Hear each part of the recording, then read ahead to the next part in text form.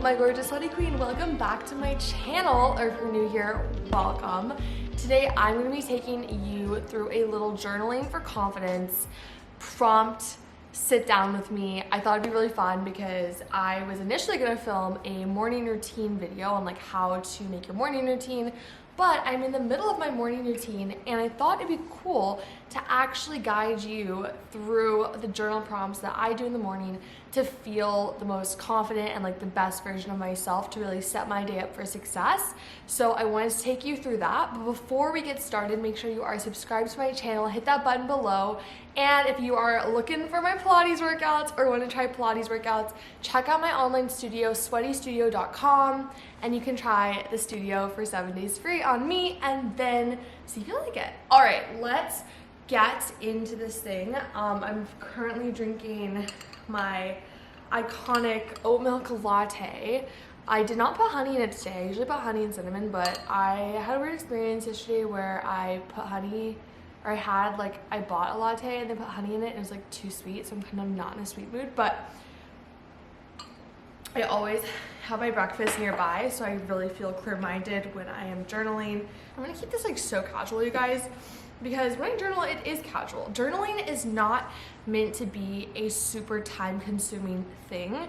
I know that it can be overwhelming when you see journal prompts that are like 10 journal prompts to do. You don't have an hour in your morning to journal. Like, I'm the same way. I get overwhelmed, and that's often why I stop journaling for long periods of time.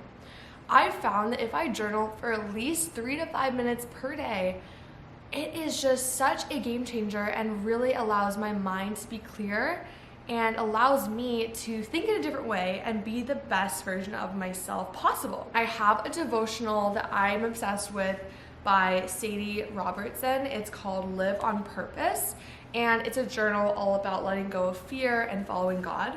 So what I typically do in the morning when I journal is I read my devotional. It takes like less than 5 minutes to read it.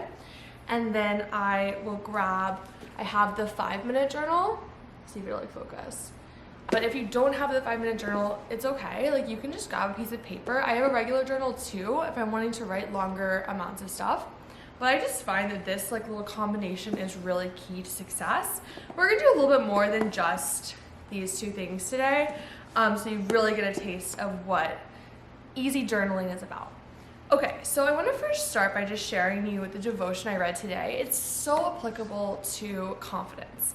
And if you're anything like me, sometimes you experience fear over things that aren't actually real.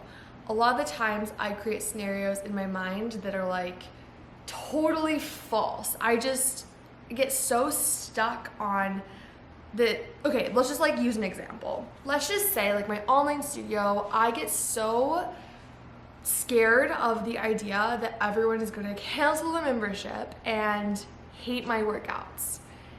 In reality, has that happened? No. Do people like my workouts? Yeah, I get awesome feedback.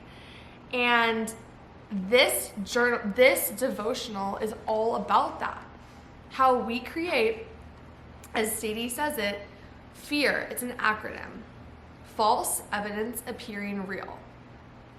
And I'm going to read you the little verse, and I'm going to like summarize this devotional for you.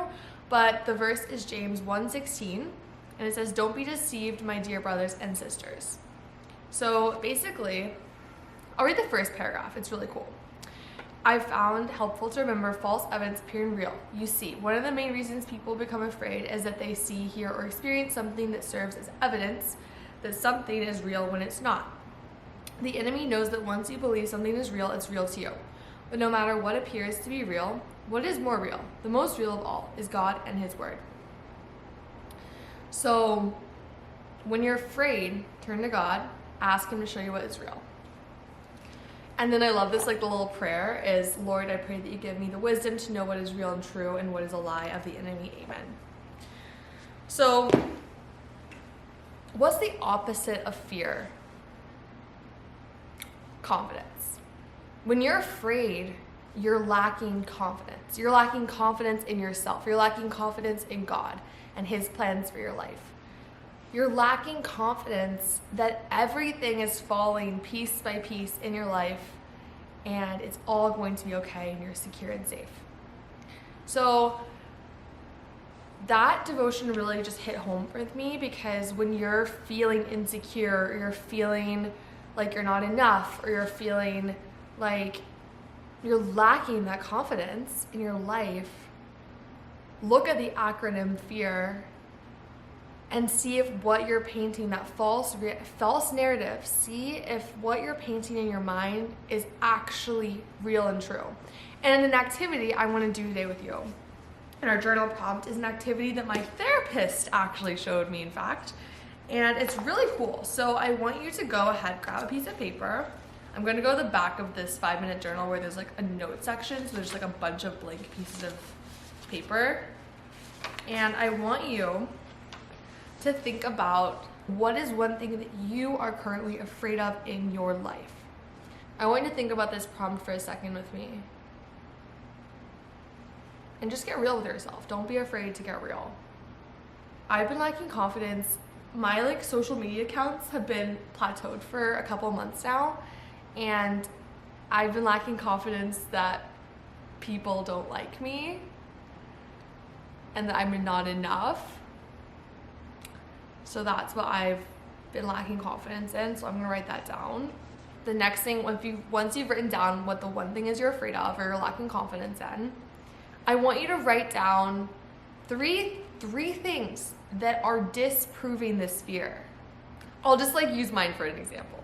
And something else too, it's never make yourself feel small, never make yourself feel stupid for having this fear. I think for me, I always think of when I am having a fear about social media that it's stupid because it's social media.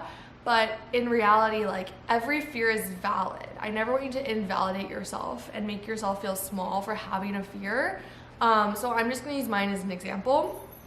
I would say number one, one thing that disproves this fear, lacking confidence of people not liking me, is I receive an abundance of beautiful testimonies on a daily basis about how my workouts and how my positive content are helping people's lives. So that is the first thing I'm gonna write down. Okay, number two is my engagement is still super high. People are still so engaged in my content. And I would say number three is that some super cool brands are wanting to partner with me, like Free People Movement, doing Pilates classes. That's a great example. So that's just a very simple example. All of those three things are disproving my fear. So the next time I'm afraid, I'm feeling lacking confidence about social media, I can look back on this and be oh, my fear is not actually real.